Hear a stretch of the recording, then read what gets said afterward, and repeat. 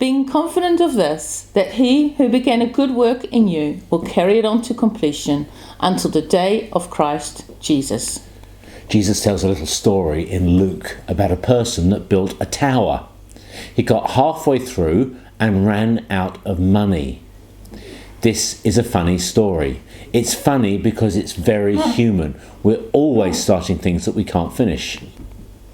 Starting things is easy. Finishing them is fun.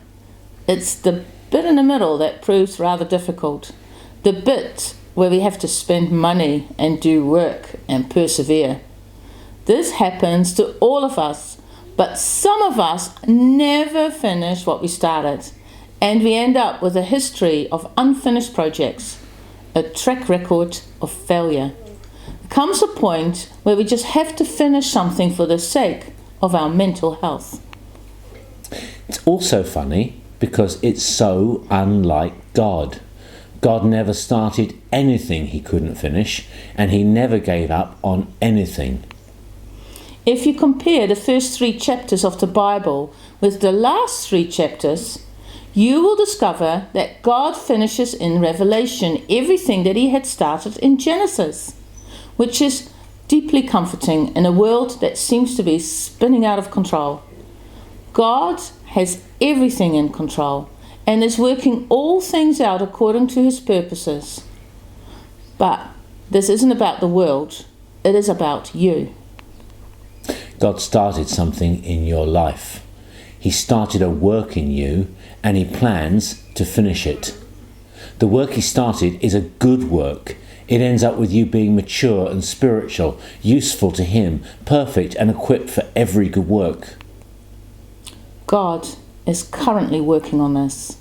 He's working in your life to bring out good things, beauty and holiness, love and faithfulness, sincerity and compassion. And you can be confident of this. When your life seems to be out of control, God is working. And even when you don't see it, he's working. And even when you don't feel it, he's working. He never stops. He never stops working. Wow, where did that come from? Someone should put that to music. Often when God is at work, like any craftsman, he uses a bunch of tools that can be abrasive or painful. But it's okay, because it's God making something beautiful.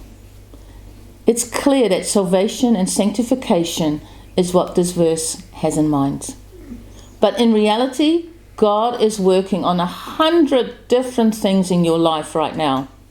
It is usually only 1 or 2 of them that are obvious at one time. That could be any number of biblical virtues or abilities. What's God working on in your life right now? And are you cooperating or resisting? Hi.